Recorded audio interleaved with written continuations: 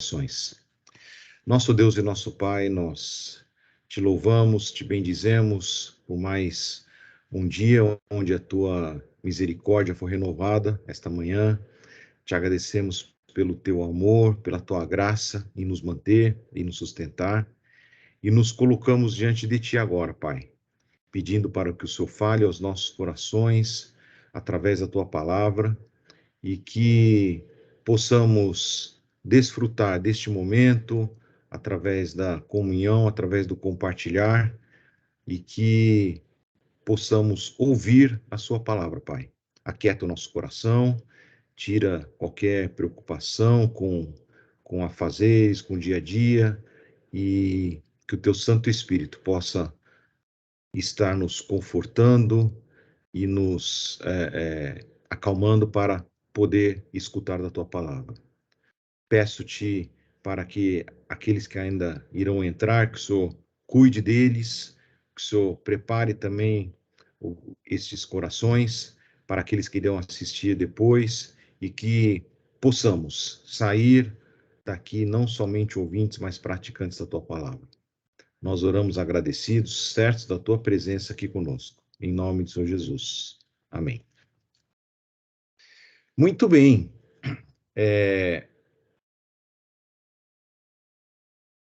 Eu ia pedir para uma de vocês aí fazer um resumo do que a gente viu a aula passada, mas como vocês não estavam na aula, apesar de terem assistido, a Flávia falou que assistiu, mas vamos lá então, dizer como que a gente começou aí o curso. Então, começamos retratando que a palavra de Deus, a história de Deus vai da criação até a vida com Ele na eternidade. Nessa primeira parte, da criação até a cruz, é anunciando a Jesus. E o que a gente está vendo isso se reflete basicamente no Velho Testamento, e o que a gente está vendo agora é da cruz, do momento de Jesus, passando pelo tempo da igreja, até a vida eterna com ele. Então, basicamente, a gente vai analisar e passar pelo Novo Testamento.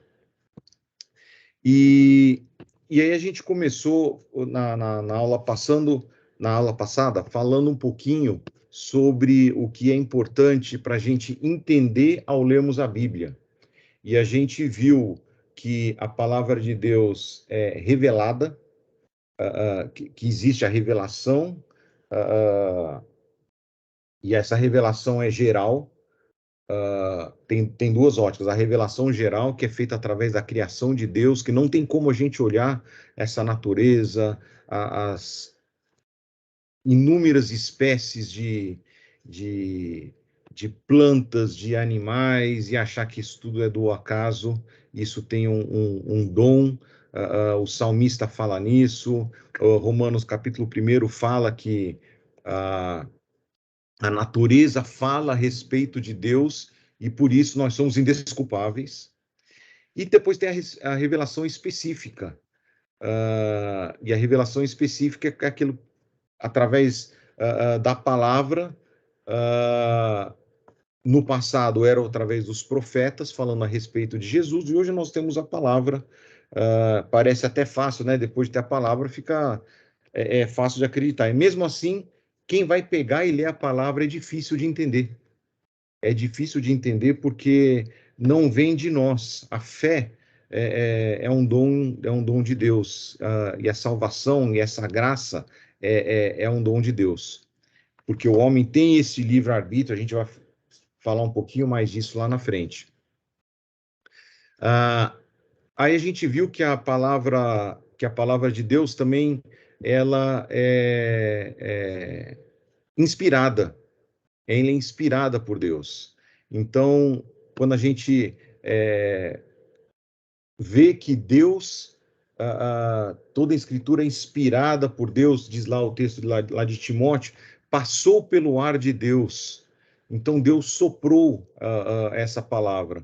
Isso não significa que a gente não tenha liberdade de atuar.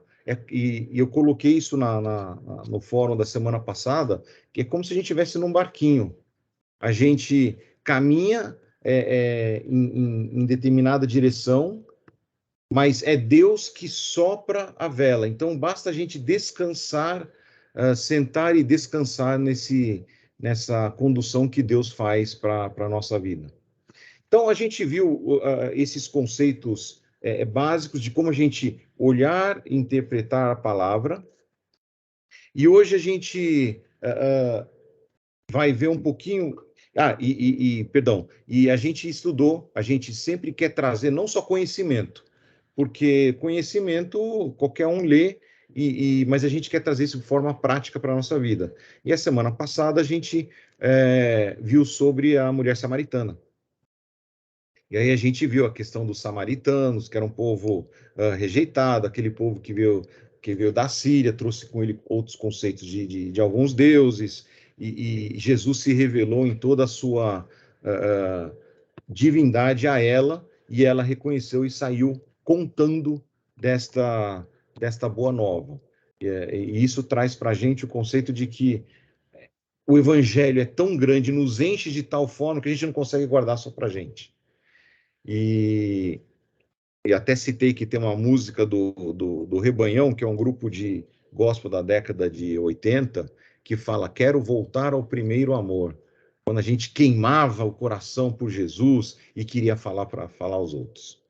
Aí nessa aula de hoje, a gente viu durante a semana, eu vou até projetar aqui a tela, a gente viu durante a semana a questão dos diferentes, do painel histórico, aonde o Novo Testamento, ali a história de Jesus, então a gente viu a questão da paz romana, do Império Romano se expandindo, a gente viu a questão de quem era designado para governar aquela região. Então, vimos o primeiro Herodes, aí depois o outro Herodes, que era na época de Jesus, com Pôncio Pilatos. O Herodes governava a parte do norte, Pôncio Pilatos a parte do sul. E depois, mais para frente, a gente viu também que aí tem o filho do Herodes, propriamente dito. Eu acho que eles tinham um problema de falta de nomes, porque todos os governantes tinham que chamar Herodes. Então a gente viu esse pano de fundo histórico, e isso ajuda a gente a entender que eles estavam esperando um Salvador para livrar daquele Império Romano, daquele deixa eu diminuir aqui para projetar aqui a tela. Eles estavam esperando o Salvador. Então, basicamente, quando Jesus vai falar para o povo e viver naquele tempo, a gente vai encontrar diversas passagens que ele se refere principalmente aos fariseus. E aí a gente viu durante a semana a diferença dos fariseus e dos saduceus. Eu não vou repassar aqui, mas eu destaquei aqui que o que está em vermelho, e eu queria ressaltar, que os fariseus eram aquela aristocracia religiosa e acadêmica. Então, mostra um pouquinho de que, se eu li a Bíblia, eu estudei, eu fiz seminário, então já se julga alguma coisa. E o outro ponto que eu queria destacar é que eles compilaram essa tradição e a lei em um monte de regras de fé, regras e práticas. Então, isso é importante para a gente, porque mostra um pouquinho do ego e da vaidade humana que se acha alguma coisa. Percebam na igreja aquele que fala, aquele que dá aula, aquele que muitas vezes se acha, e esse é um problema que todos nós, e aí eu me incluo no meio, certamente, quando a gente vai diante de uma turma para ministrar, para dar uma palavra, etc., o que a gente mais pede: Senhor, fala você, me coloca lá para baixo, porque quem não pode aparecer sou eu, tem que aparecer a sua palavra. Esse é um ponto. E o outro ponto que está aqui, que é a tradição da regra, fé e prática, a gente é muito acostumado a ter um monte de regrinha. Ah, o crente não pode fazer isso, o crente não pode fazer aquilo outro, o crente não pode aquilo outro mais. E em 1 Coríntios, capítulo 6, 7, lá fala: todas as coisas me são lícitas, mas nem todas convêm. Todas as coisas me são lícitas, mas não me deixarei dominar por nenhuma delas. Então, não é que o crente não pode isso, não pode aquilo. O crente pode não. Ele tem a liberdade, mas ele opta pelo amor e a obediência à palavra de Deus a não viver daquela forma. E é isso que Jesus queria mostrar ali, principalmente em várias etapas ali junto com os fariseus, que mostrar que o coração dele estava em aparecer, em mostrar que eles são bons. Um outro exemplo que a gente vê na palavra é quando Jesus ensinando a oração do Pai Nosso. Não façam como os fariseus que vão lá na esquina, ora em público, alto, Senhor. Não, vai no escuro, no secreto do seu quarto, fecha a porta e lá você conversa com Deus. Então, para a gente entender como que funcionavam as coisas e como que Jesus quer trazer isso para a gente poder ter isso de forma prática. A gente viu também a questão do templo e como que funcionava isso. Que o templo, desde a saída do povo lá no Egito, e esse ano eu resolvi, já fazia um tempo que eu não fazia, de ler a Bíblia inteira durante o ano. E nesse último mês aí eu passei por Números, por Deuteronômico, com a série de leis e regras que Moisés passou para o povo, e entre eles estava a confecção do tabernáculo, que depois, quando entra na Terra Prometida, aí você tinha vários lugares de adoração, e aí é feito o construído o templo em Jerusalém.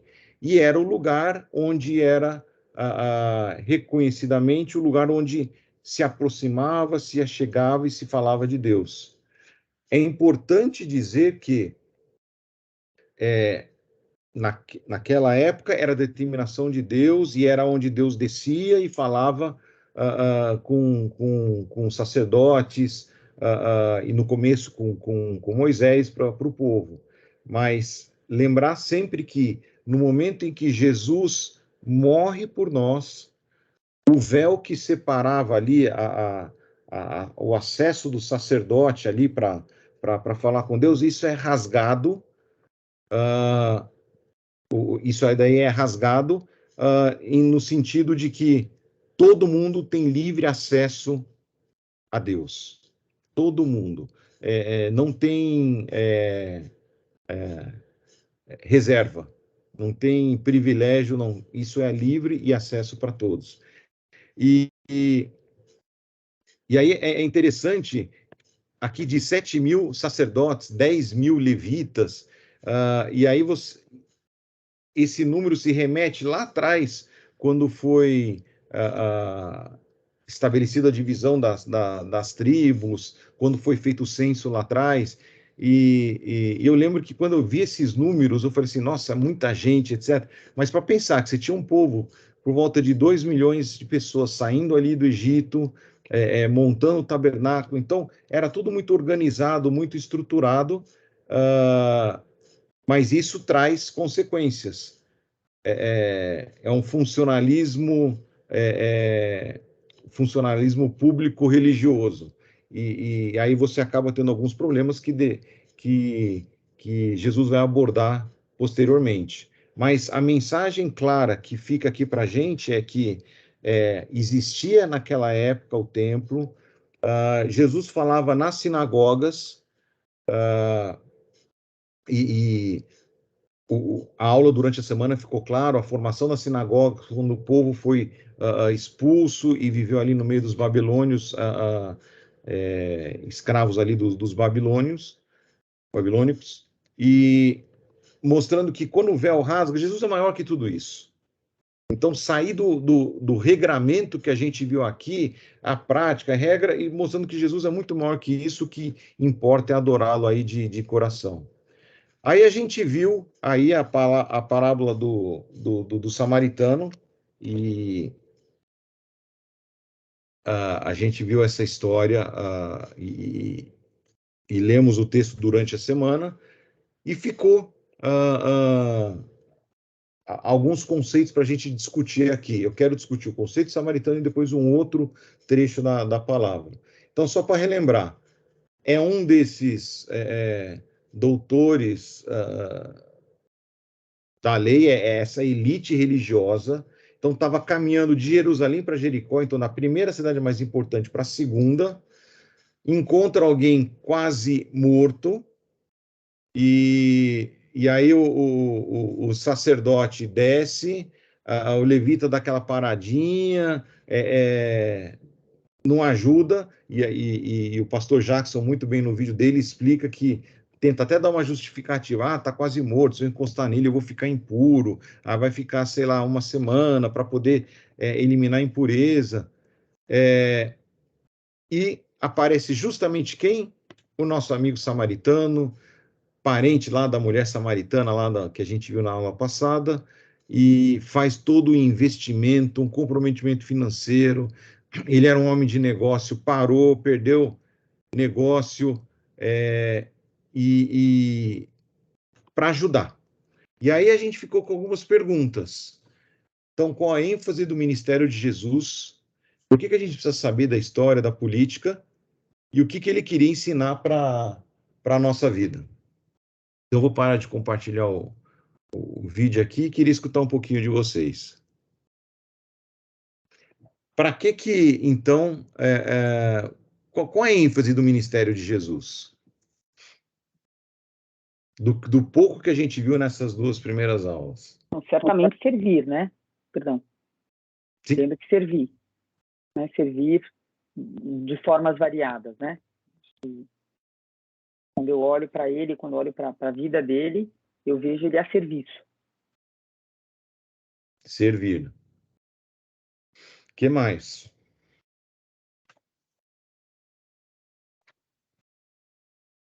Pensa, a gente viu aqui o pessoal lá do templo também servia. Agora, é qualquer serviço? Eu acho que é um serviço de forma altruísta, né? De uma forma, acho que virou um mercado, né? Virou um comércio, né? O que eles faziam no tempo. Então, tinha um serviço, claro que tinha uma prestação de serviço, mas era uma prestação de serviço era burocrática, né? Ela não era de coração. Tabela, né? Para cumprir tabela, ela era formal, ela era pragmática, ela não tinha coração no meio, né? Eu acho. E muitas vezes numa situação tremendamente injusta, né? Quando daquela passagem que tem aquela senhora que dá os duas moedinhas, as únicas duas moedinhas que ela tem, né? E que Jesus fica indignado e fala, olha, é um absurdo, né? O que ela está fazendo está dando tudo, né? Então eu acho que eles eram burocratas, né? Burocratas da fé, ou burocratas da compra do amor, né? Jesus, a ênfase dele é... Aliás, eu vou dar a resposta pensando, a gente está falando muito de fariseu, de cumprir a lei, de fazer a norma, a prática. E aí Jesus, eu lembro que fez uma pergunta. Óbvio que a gente fala, eu lembro, parece que a gente estava lá junto com Jesus, né? Mas lendo aqui na palavra, ele fez uma pergunta. Bom, vocês viram ali os mandamentos lá de Moisés, são 400 e não sei quantos, qual que é o mais importante? Perguntaram para Jesus, né? E lembra qual foi a resposta de Jesus? É amar a Deus e amar ao próximo. Sim. Ah. Olha só, vamos ver, ó. Sim, desculpa. Eu ia só complementar que quando a gente pensa Jesus, a vinda dele seria a nossa salvação, né? Mas na pergunta, ia dizer que eu concordo, acho que Jesus veio para servir, ele veio um pouco para, falando de fariseus, ele veio para dizer que assim, a gente cumpriu a lei certinho. O pastor falou muito legal no vídeo, de uma forma que eu nunca tinha visto do Bom Samaritano, que o levita e o sacerdote, assim, pensando às vezes na lei, não vou tocar no corpo impuro porque eu vou ficar afastado do trabalho, e ele fez aquela pergunta pra gente, né, quantas vezes a gente deixa de fazer o bem, com essa justificativa de que a gente está preocupado com o horário da igreja, de tudo mais. Eu acho que Jesus vinha assim, acima da lei, pessoas. Você está sempre olhando com a ótica da lei, mas eu estou interessado em pessoas, em vidas. Eu acho que seria essa a minha resposta. Perfeito, Débora. Quando Jesus, eu vou unir com as duas coisas agora. Quando Jesus fala que é amar a Deus acima de todas as coisas e o teu próximo como a ti mesmo, é esse olhar para pessoas. É esse olhar para aquilo que importa, para vidas. E aí eu vou falar alguma coisa muito particular minha. Quando a gente vai no culto, ou em pequeno grupo, ou em reunião de oração, tem sempre os pedidos. E aqueles que mais me tocam, ou que eu aprendi ou tenho aprendido a me derramar diante de Deus, são pedidos relativos à conversão. Então, por exemplo, a Flávia citou agora há pouco que ela é a luz solitária na casa dela. Então, é esse tipo, porque são vidas. E a gente está falando da cruz até a eternidade. E a gente tem garantido passar a eternidade ao lado de Jesus. Quando a gente vê os nossos queridos que não têm essa garantia, isso deveria nos condoer. Então, eu gostei da tua resposta, Débora, a ênfase do Ministério de Jesus é interessada em vidas. Óbvio que ele olha para as nossas necessidades. Jesus passou por tudo aquilo que a gente passou. Passou por fome, foi tentado a ser o manda-chuva. Satanás não falou, sobe aqui, tá vendo tudo isso aqui? Eu te dou isso aqui tudo para você. Vai ser CEO aqui do nosso mundo globalizado e todos vão te servir. Então, não é esse o conceito. O problema é que nós, como seres humanos, o salmista fala, em pecado concebeu minha mãe, e a nossa natureza fala mais alto, a natureza pecaminosa. Posso só fazer um complemento? Claro. Também a Débora falou. Sem dúvida, não, o foco dele é pessoas, até porque é para isso que todo mundo foi criado, né? O mundo acho que do começo, né, até o final, é toda uma história de redenção e voltar para Deus, né? Acho que esse é o, então sempre são pessoas, acho que o foco é sempre esse mesmo. Mas quando a gente vê lá pelo menos os 10 mandamentos, a gente não cumpre, né?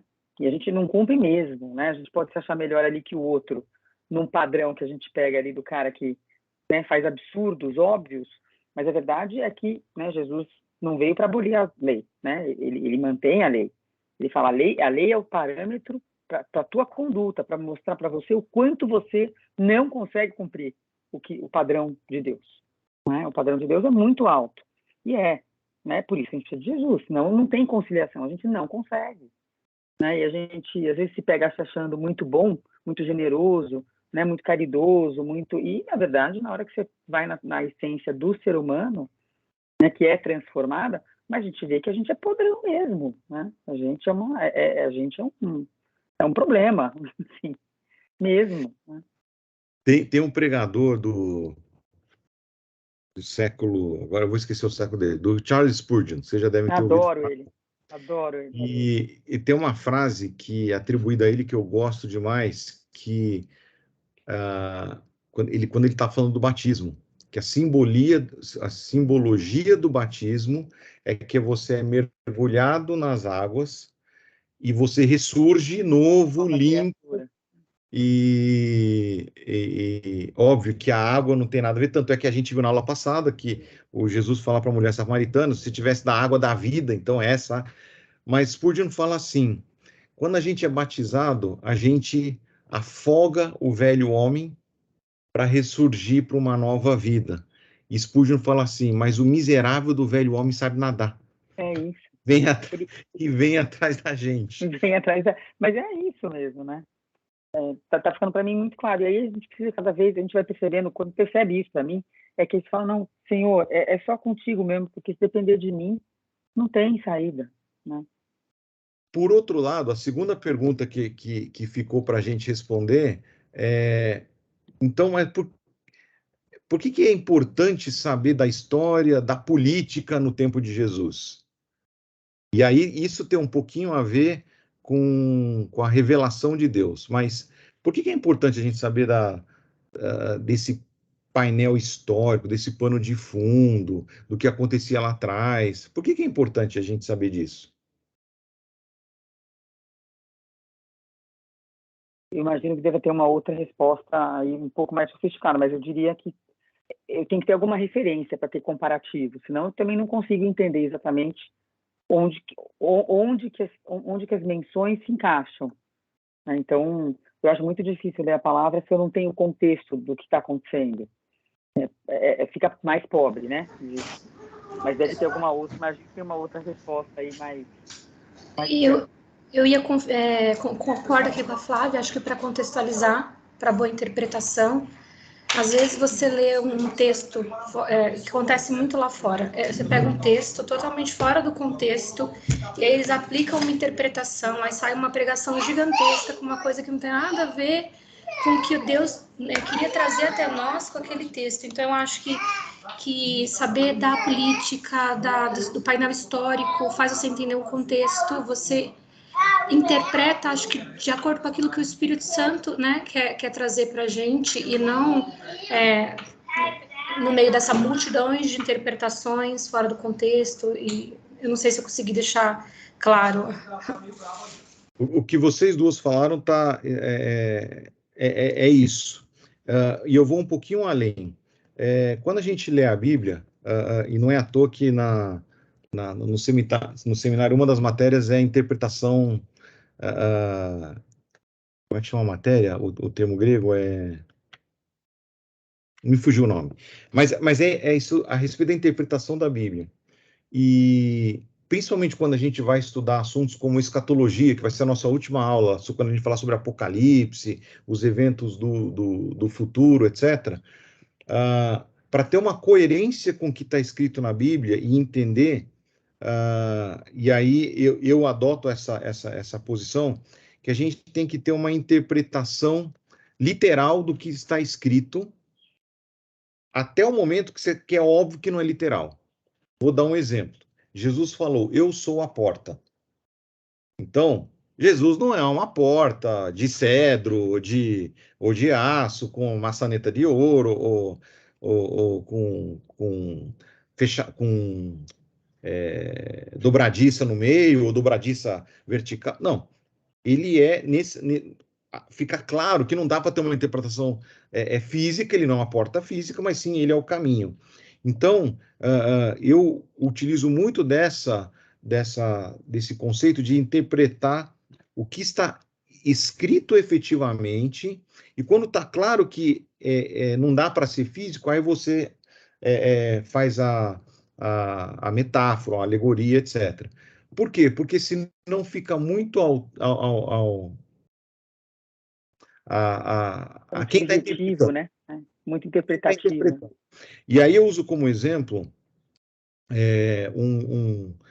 um pastor de uma igreja que eu frequentei, que ele falava assim, se a gente não olhar a palavra de Deus com calma, pedindo para o Espírito Santo abrir a gente, e foi de acordo com a minha vontade, ele falava assim, eu consigo mostrar que tudo aqui é permitido na Bíblia. Então ele fala assim, eu provo para você, se eu pinço só um versículo que a Bíblia fala bem por exemplo, do homossexualismo, fala bem que matar não é problema. Então, por isso que ler neste contexto é importante para a gente poder entender o que estava acontecendo lá atrás. Então, por exemplo, se você olhar lá no começo, nas leis, de novo, lá em Deuteronômio, Levíticos, ele fala do resgate de homens e de mulheres. E um negócio que nunca tinha me atentado, por isso que é tão importante a gente ler. E agora, nessa releitura que eu estou fazendo, ele dá o preço do homem, o valor monetário que ele descreve lá, é sempre maior que o preço da mulher. Eu falei, nossa, que... Então, seja de adulto, seja de criança, mas, por outro lado, se você pega só isso isolado, tá vendo? Ó, não tem nada dessa de empoderamento feminino, tanto que a Bíblia fala, mas se você olha só para isso, mas, por outro lado, a gente vê, tinham profetisas, Débora, existem só 3 citadas na Bíblia, mas existem. Então, não dá para a gente pensar. Então, é importante a gente olhar, estudar, e não por conhecer e por ter o arcabouço acadêmico, etc., mas para que a gente possa entender e pedir para que Deus fale aos nossos corações. E, de novo, se ele não falar, a gente está fazendo isso por mérito nosso. Se a gente lesse a história da mulher samaritana e agora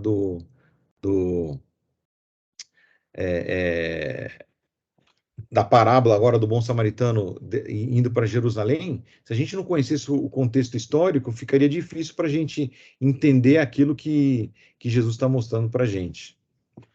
Só um comentário, pegando o que a Débora falou, tem um pastor que eu gosto muito, que fala que texto sem contexto é pretexto, né?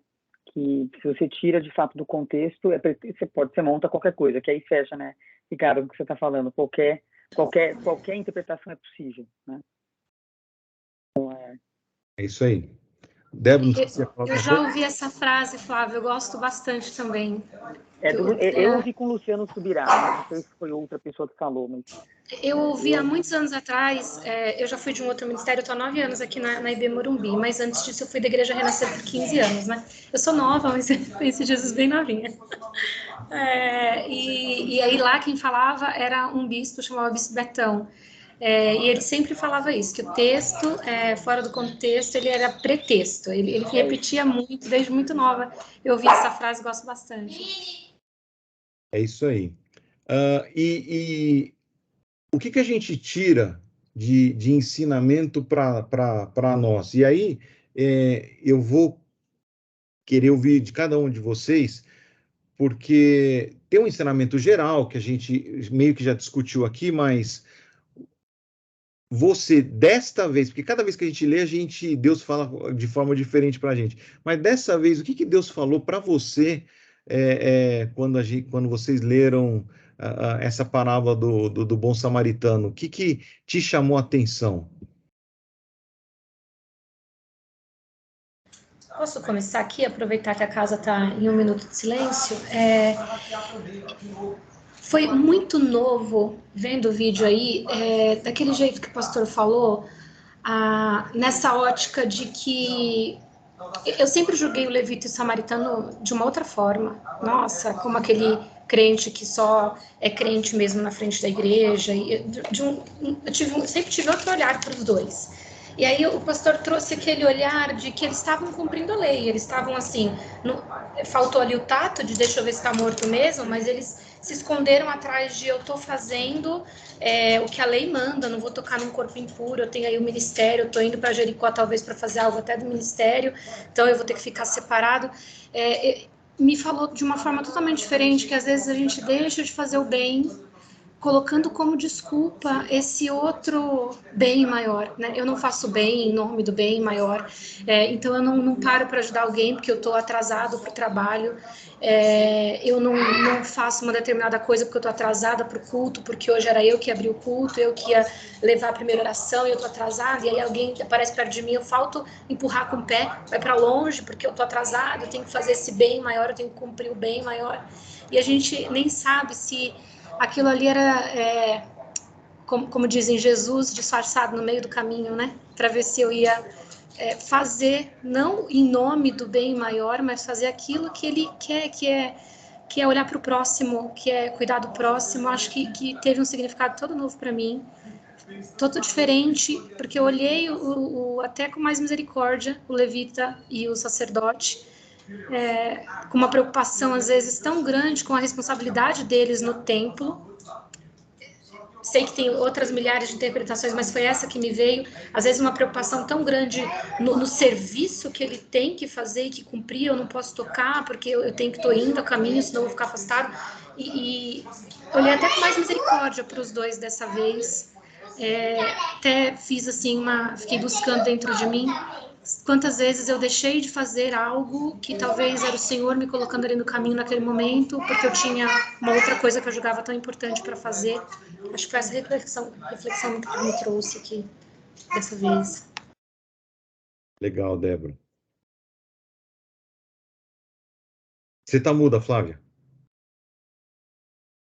Perdão, tem meu grupo também de crianças aqui, então de vez em quando tem que fechar. Não, eu acho que toda vez que eu olho, né, penso em Jesus, para mim vem uma sensação de que ele é um revolucionário, né? Ele não era nada daquilo que os judeus esperavam, né? Um rei que morre na cruz por outras pessoas, para eles não é rei, né?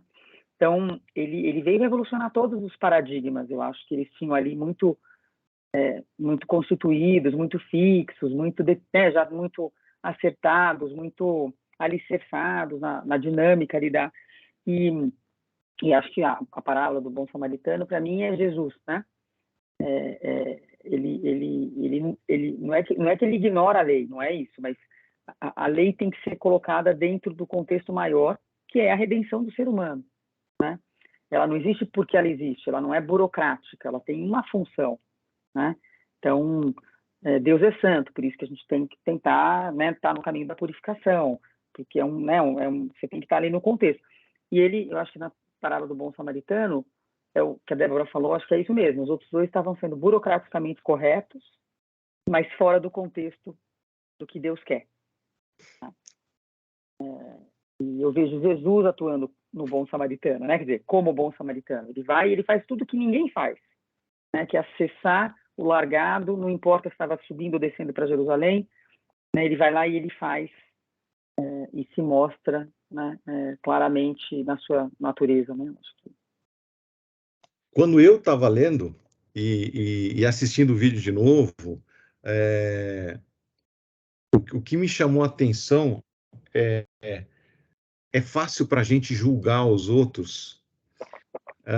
Então, por exemplo, eu estava lendo, estava no conforto da minha casa, assistindo o vídeo, tava calor, o ventiladorzinho tava ligado, estava refrescando, e eu não...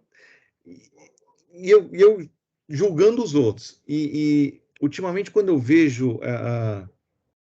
leio os textos da Bíblia, eu tento me colocar na posição. Então, eu não estava lá no calor, na poeira lá da estrada. Não estava lá sentindo o odor das feridas do cara. E aí eu fico me perguntando, eu lendo esse texto, eu me perguntei, o que eu faria? E eu tento responder essa pergunta não protocolarmente, porque eu sei qual é eu sei o que a Bíblia... A gente sabe... Resposta certa, né? Mas será que eu faria isso? Será que eu teria coragem de fazer isso? E eu vou olhar pelo lado do que o pastor Jackson falou lá, do samaritano, quando atendeu. Estou falando pelo lado de quem atendeu. Ele era um homem de negócio, como ele colocou lá no vídeo. Ele parou, perdeu dinheiro, perdeu o negócio, porque perdeu a reunião dele, que chegou lá. Não só isso, quando ele chegou lá, ele ainda pagou adiantado. Pagou. E será que a gente faria isso? Então, quando a gente para pensar nas situações da Bíblia, o que a gente faria? Vou dar um outro exemplo. A viúva, acho que foi você, Flávia, que citou ali no começo, que a viúva foi lá, deu de tudo na oferta. Será que quando a gente dá oferta, a gente dá do melhor de nós? Eu lembro, quando eu era pequeno, eu fui assistir um culto com meu pai, e no momento do ofertório, o pastor deu um exemplo daquele cara super simples, e com aquela humildade natural dele, que chegava na sexta-feira, ele ia no banco, mas isso não estou falando lá de 1900 Guaraná com rolha, a neve no telhado aqui denuncia um pouquinho a minha idade, mas ele ia na sexta-feira no banco, sacava dinheiro, pedia notas novinhas para poder dar de dízimo o melhor, inclusive com as notas novinhas, e não notas amarrotadas. Então, era o jeito, falou assim, isso que eu posso dar, eu quero dar o meu melhor. Então, esse texto do bom samaritano mostra para a gente que o que a gente faria no lugar dele? Porque falar é fácil, mas na hora de encontrar. E eu queria que a gente passasse aqui agora, eu queria fazer um paralelo com o texto de Marcos. Então, eu pedi para vocês abrirem as suas Bíblias aí em Marcos, capítulo 2. E queria trazer o conceito prático, e aqui agora, esse texto aqui não tem nada a ver com essa questão do fariseu, se bem que tem envolvido aí no meio. Vamos lá, Marcos capítulo 2, eu vou fazer o seguinte, são 12 versículos, então para que todo mundo lê um pedacinho, então começa com a Flávia, depois com a Regiane, depois com a Débora, depois com a Tânia, cada um lendo 3 versículos de uma vez só, a gente lê o texto, ok? Combinado. Então, posso começar, né? Pode. Então, vamos lá. Alguns dias depois, Jesus entrou outra vez em Cafarnaum, e souberam que ele estava em casa. Muitas pessoas reuniram-se ali, a ponto de não haver lugar nem mesmo diante da porta. E ele lhes anunciava a palavra. Então, chegaram alguns homens, trazendo-lhe um paralítico, carregado por 4 deles. Legal. Regiane, lê do 4 ao 6, por favor. Você está muda, você está muda. Ela não está conseguindo. Ah, não está conseguindo desmutar? A gente não consegue te ouvir. Ela está com o Você está microfone. mudo aqui, ó. Tá vendo o teu... Se você olhar o seu microfone aí. Agora vai. Eu tô fora da minha casa, tô sem minha Bíblia. Eu queria abrir aqui no iPhone e não fui rápido o suficiente. Não, tá bom. Então vamos lá. Débora, você. Então lê do 4 ao 6. Por causa da multidão, não tinham como levá-lo até Jesus. Então abriram um buraco no teto, acima de onde Jesus estava. Em seguida, baixaram o homem na maca, bem na frente dele. Ao ver a fé que eles tinham, Jesus disse ao paralítico: Filho, seus pecados estão perdoados. Alguns dos mestres da lei que estavam ali sentados pensaram: E Tânia, consegue ler do 7 ao 9? Consigo, deixa eu ligar o fone aqui. O que ele está dizendo, isso é blasfêmia. Somente Deus pode perdoar pecados. Jesus logo percebeu o que eles estavam pensando e perguntou: por que vocês questionam essas coisas em seu coração? O que é mais fácil dizer ao paralítico: seus pecados estão perdoados? Ou levante-se, pegue sua maca e ande. E aí o 10. Mas para que você... Agora eu consigo ler. Então vai lá, Regiane, lê do 10 ao 12, então. Ora, para que saibais que o Filho do Homem tem na terra poder para perdoar pecados, disse o paralítico. Eu te digo, levanta-te, toma teu leito e vai para a tua casa. E levantou-se, tomando logo o leito, saiu em presença de todos, de sorte que todos se admiraram e glorificaram a Deus, dizendo, nunca tal vimos. Legal. Eu estou trazendo esse texto aqui agora porque lá na parábola do bom samaritano, o samaritano teve uma motivação para ajudar aquele cara que estava estendido ali no chão. E aí eu quero trazer um paralelo, qual é a nossa atitude, a nossa motivação quando a gente vai ao encontro de Jesus. E essa história é relatada em 3 dos 4 evangelhos, e a gente percebe que começa que um monte de gente vindo falar de Jesus. Tanto é que se você olhar o último verso do capítulo 1 de Marcos, antes de introduzir esse texto, fala, todavia assim mesmo vinha a ele gente de todas as partes. Então todo mundo vindo correndo atrás para falar de Jesus, ensandecido, trazendo um paralelo, quando o Papa vai visitar alguns lugares, ele vai no Papa Móvel, vai todo mundo atrás, etc. Então, trazendo um paralelo, não estou comparando o Papa com Jesus, tá? Mas é isso que acontecia. Todo mundo queria ver, queria falar, queria tocar em Jesus. E imagina isso, numa casa é limitada, a casa é pequena, imagina lá, e a gente sabe na casa o contexto histórico, né? Na Palestina, as casas pequenas, etc. E lá estava presente os fariseus e os mestres da lei, que estavam fazendo aquelas interpretações decoradas da lei e regras legais dos rabinos. Então, eles não tinham do que acusar Jesus. Então, eles estavam sempre de butuca lá para tentar achar alguma coisa para pegar Jesus. Mas eu queria ver a nossa atitude. A mesma atitude do bom samaritano de cuidar das feridas, levar para hospedar, para estalagem, cuidar dele, pagar. Tinha o paralítico na história e tinha 4 amigos. Agora imagina os amigos chegando para o paralítico, meu amigo, não vai dar tempo, não tem jeito. Não vai dar, a gente conseguiu chegar só até aqui, mas olha a quantidade de gente que consegue entrar na casa. Mas olha a atitude, os amigos não estavam dispostos a desistir.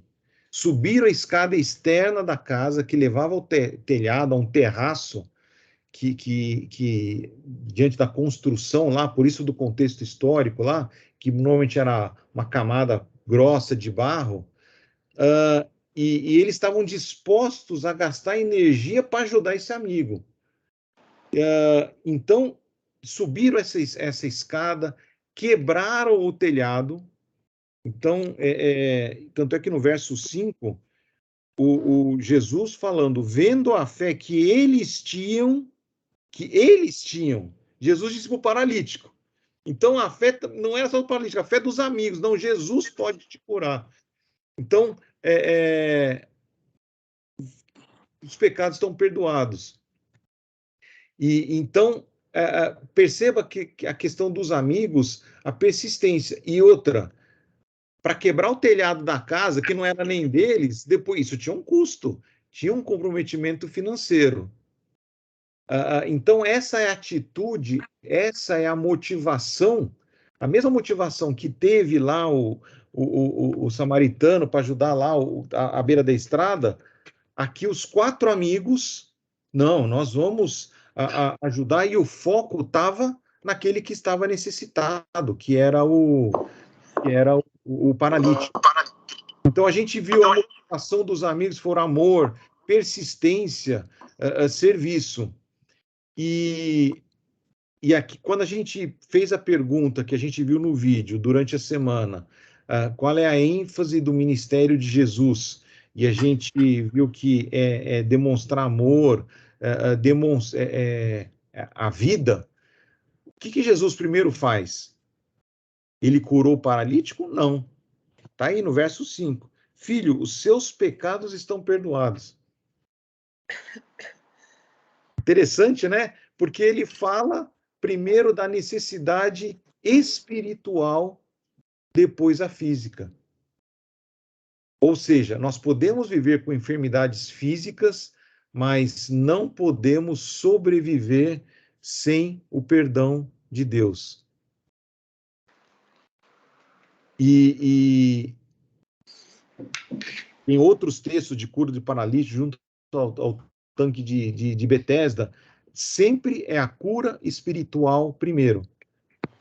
E aí, eu vou citar o exemplo da Flávia aqui no começo de novo.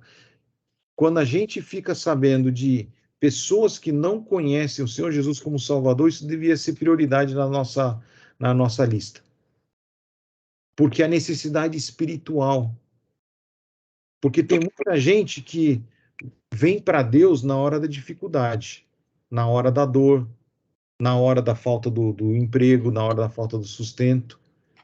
E aí, quando vem essas coisas, se esquecem de Deus. O povo de Israel saiu do Egito lá, estava louco. Casamentos maravilhosos, eles querem fazer celebrações maravilhosas, mas no dia a dia não conseguem abrir uma Bíblia e tudo escandaliza, as pessoas ficam escandalizadas, é assim.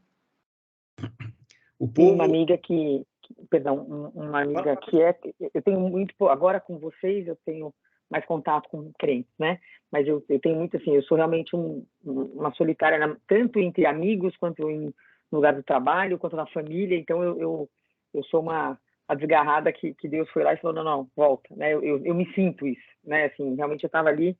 Então, e aí eu estou convivendo com a turma aqui. Eu tenho uma grande amiga que é convertida, né, há décadas e tal, e ela fala assim, as pessoas querem o milagre, mas não querem o Deus do milagre. Essa é a verdade. Todo mundo quer o milagre, todo mundo pede, mas na hora que você tem que se comprometer, que você tem que entender, que você tem que obedecer, que você tem que entender que tem limites, ninguém quer. Né? As pessoas querem fazer o que elas querem fazer, mas querem milagre. Exatamente. O pessoal quer o milagre de Deus, mas não quer o Deus do milagre. Não quer o Deus do milagre. E para mim é muito claro isso. Acho que a maior dificuldade é você explicar para os outros o que é a religião, né? Essa é a primeira. Porque a religião não é um poço de dogmas que você fica ali fanático.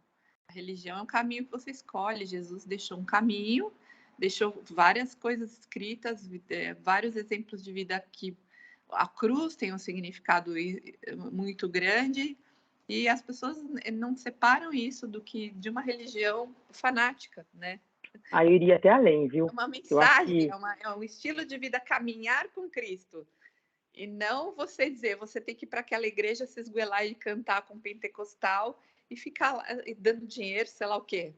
É muito difícil, eu sempre acho muito difícil. Mas eu acho que tem pensando aí no cristianismo real, né, genuíno, versus outras práticas espirituais, né, sei lá, não vou nem chamar de... Mas o que eu vejo muito é a religião, é Deus, o homem indo para Deus tentando comprar o seu caminho, né?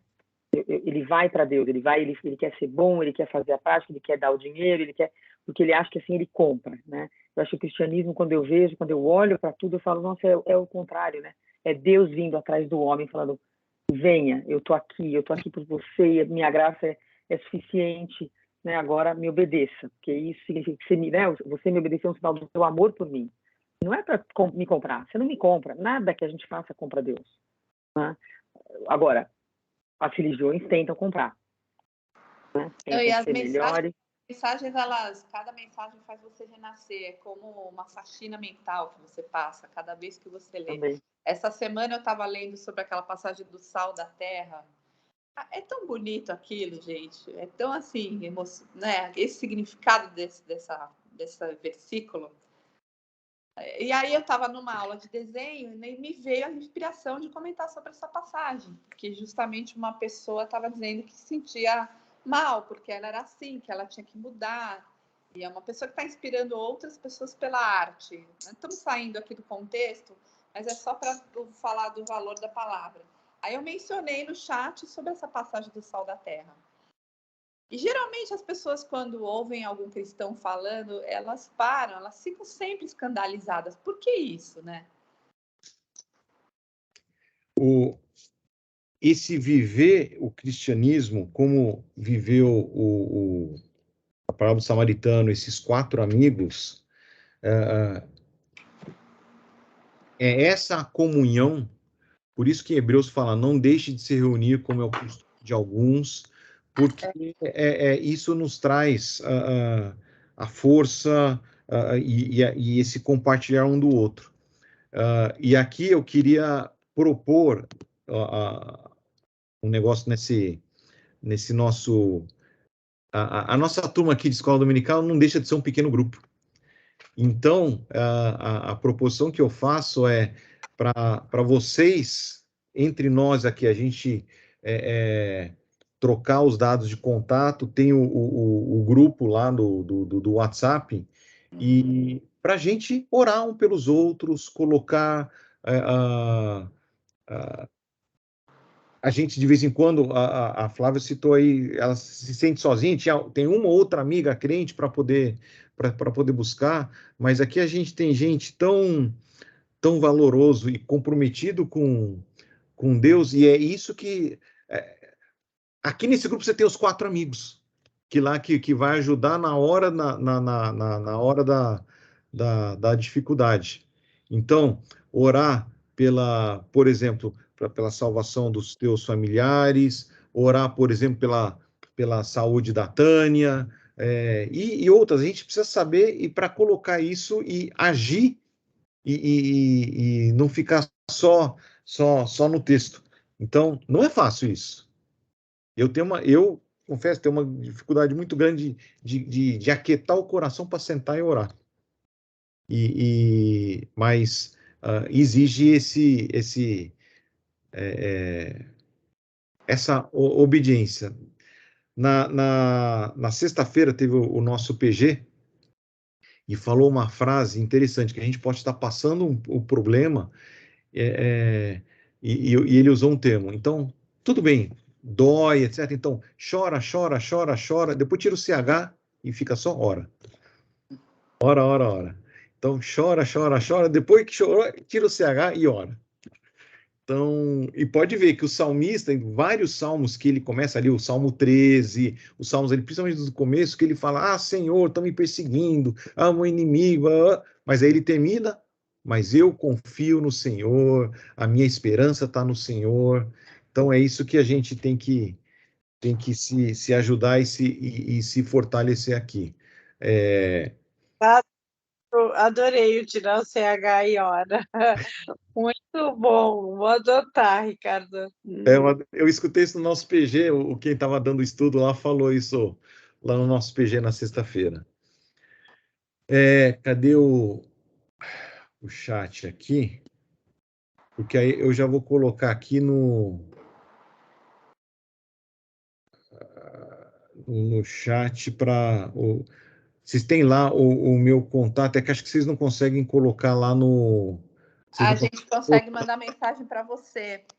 Só os admins, né? No grupo, só os admins conseguem mandar mensagem. Depois eu descobri que eu tô como admin lá, mas... cadê o chat aqui? Nem ontem que eu pedi para mandar o link no celular, né? Você tem que apertar o nome do Nemer. Isso. Ou admin.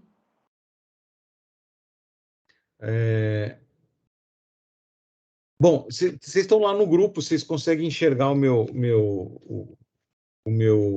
nome lá, e aí quem autorizar, aí eu coloco lá o nome e o número para a gente poder compartilhar informações. Como eu estou com... Pode considerar o meu também. Você está como Nemer, como Jackson? A gente não consegue ver o seu nome, Ricardo. Qual que é o seu celular? Qual que é o número? 99221? Isso, 992218686. Tá, então eu vou te colocar aqui. Agora sim. Não aparece seu nome, tá? Tá, e aí Porque o grupo lá é para ter as notícias da escola dominical. Aí a gente, quem quiser e tiver interesse, a gente pode criar um pequeno grupozinho de oração, de compartilhar. E aí Eu quero muito. eu crio esse. Aliás, pode até criar o grupo, Flávio, e todo mundo, como administrador, para todo mundo postar lá. Eu acho que todos nós somos. Eu acho que não dá nem para te mandar mensagem. Desculpa, Regiane, eu falei por cima. Eu acho que eu não consigo te mandar mensagem, eu estou tentando aqui. Não, você tem que cadastrar ele separado. É o que eu estou fazendo, eu estou colocando ele como um contato meu específico, né? Aí eu consigo, normal, como qualquer. Também. Tá bom? Eu vou, de qualquer jeito, o Nemer tem os dados de contato de vocês, e se alguém já tiver criado o grupo, depois eu incluo, e cada aula, quem quiser, a gente entra, porque eu acho que é importante a gente se apoiar em oração, afinal serão mais, com isso já foram 2, serão mais 10 encontros, são 10 semanas que a gente pode, 10, 12 semanas que a gente pode orar. Entrou aqui o seu, Regiane? Final 8740, né? Isso. Legal. O da Tânia eu tenho, o da... O meu é o final 3320, se puder também me adicionar. Eu vou mandar um oi para você, eu fiz aqui, igual a Flávia orientou, eu adicionei aqui. Eu mandei um olá. Então, eu vou criar um grupo aqui com vocês, então, para a gente um pelos outros. Eu me inscrevi para o pequeno grupo lá naquelas... parte de fora da igreja ali, mas ninguém chamou. Mas vão chamar, certamente vão chamar. Eles vão ver aonde... O pastor Gustavo, que cuida de pequenos grupos, eles vão fazer a alocação para ficar mais perto para você, de casa, etc. Mas certamente não será esquecido. Se por acaso for, você avisa aqui que a gente corre atrás. Bom, chegamos aí no nosso horário. Alguém quer comentar? Já recebi aqui o da Débora também, Débora. Legal. Vou montar esse grupinho com a gente. O da Tânia eu já tenho. Alguém quer orar para a gente terminar? Ou oro eu? Vamos orar, então? Posso te pedir para orar? Eu prefiro não orar hoje. Deixa eu me aclimatar aí a turma. Muito nova, muita responsabilidade. Então vamos orar. Nosso Deus, nosso Pai, nós te agradecemos por esses momentos tão gostosos de ouvir a Tua palavra, ouvir o Teu Santo Espírito falando aos nossos corações, ouvir o compartilhar. E agora, Pai, eu coloco nas Tuas mãos, diante do Teu altar de graça, cada uma das nossas vidas aqui, para que o Senhor esteja à frente, que o Senhor esteja cuidando de cada aspecto e dando, Pai, do espiritual, do emocional, do físico, do financeiro, enfim, de todas as áreas, Senhor. E que possamos nós sermos o bom samaritano um dos outros, Senhor. Que possamos ser cada um dos 4 amigos para que possamos nos fortalecer e nos ajudar nesta caminhada com o Senhor Jesus. Nós te agradecemos, pedindo agora que o Senhor fale conosco através do culto, que o Senhor dê uma semana abençoada, Pai, e que aonde estivermos, possamos fazer tudo para glorificar o Teu nome, para sermos o sal, Pai, para darmos sabor a este mundo, para que possamos ser a luz e que o Senhor Jesus brilhe através de nós. Nós oramos agradecidos mais uma vez, Pai, certos da Tua presença conosco. Em nome de Senhor Jesus. Amém. Amém.